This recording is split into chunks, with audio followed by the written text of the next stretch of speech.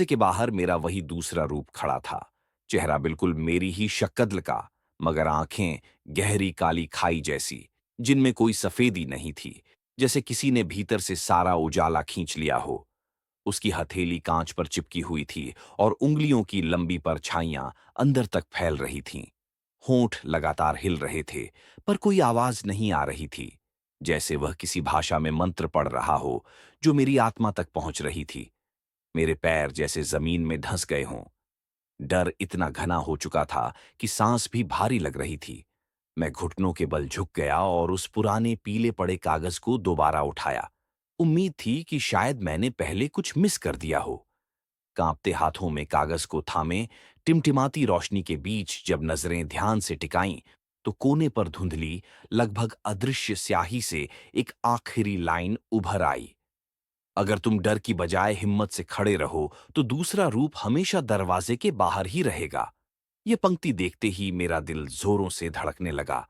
मेरे भीतर जैसे कोई धीमी आग जल गई हो। मुझे एहसास हुआ कि अब भागना या छिपना काम नहीं आएगा। डर से बचने की बजाय मुझे उसका सामना करना होगा। मैं धीरे धीरे उठ खड़ा हुआ। मेरी हथेलियां पसीने से भीगी थीं, लेकिन मैंने उन्हें काउंटर पर जोर से टिकाया ताकि मेरा शरीर कांपना बंद कर दे। फिर मैंने धीरे धीरे दरवाजे की ओर नजरें उठाईं। वह दूसरा रूप अब भी वहां खड़ा था। उसका चेहरा बिल्कुल निर्विकार, होंठ अब भी हिल रहे थे और आंखें मेरी आंखों में ढंसने की कोशिश कर रही थीं। मैंने तय किया कि इस बार नजरें नहीं झुकाऊंगा। मैं सीधा उसकी आंखों में देखने लगा। कुछ ही सेकंड में मेरे कानों में अजीब सी गूंज शुरू हुई, जैसे 100 लोग एक साथ फुसफुसा रहे हों। आवाजें कह रही थीं, मत देखो, मत देखो, वह अंदर आ जाएगा। लेकिन जितना मैं घूरता रहा, उतना ही उन आवाजों की ताकत कम होने लगी। अचानक मैंने नोटिस किया कि उसके होंठ अब धीरे धीरे थम रहे थे। काली आंखें पहले धुंधली धूसर हुईं, फिर उनमें दरारें पड़ने लगीं, मानो कांच टूट रहा हो। उसके चेहरे पर एक अजीब विकृति फैल गई, गुस्से, नफरत और डर का मिश्रण। उसने हथेली जोर से कांच पर पटकी। दरवाजा कांप उठा, लेकिन टूटा नहीं। और फिर उसका पूरा शरीर कांपते हुए धुएं की पतली धारों में बदलने लगा। वह धुआं पहले कांच पर फैला, फिर हवा में घुलकर गायब हो गया। केवल बाहर का ठंडा धुंधला पार्किंग लॉट बाकी था, जहां अब अजीब सन्नाटा छा गया था। मार्ट के भीतर माहौल पूरी तरह बदल चुका था। स्पीकर से आती खड़खड़ाहट बंद हो गई। सीसीटीवी स्क्रीन अचानक स्थिर और साफ चलने लगे।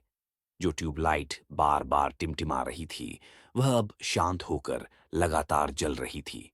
सब कुछ मानो सामान्य हो गया था, लेकिन उस सामान्यता में भी एक अनकही गंभीरता थी। मैंने धीरे से कागज मोड़ा और दराज में रख दिया। गहरी सांस ली और महसूस किया कि मेरा सीना पहली बार पूरी तरह भर पाया है। मुझे लगा, शायद यह नौकरी किसी पुरानी इमारत का श्राप नहीं, बल्कि एक परीक्षा थी। हिम्मत और डर के बीच चुनाव की परीक्षा। बाहर रात अब भी थी, पर उतनी डरावनी नहीं। सिर्फ ठंडी हवा, वीरान सड़क और बहुत दूर से किसी कुत्ते के भौंकने की आवाज।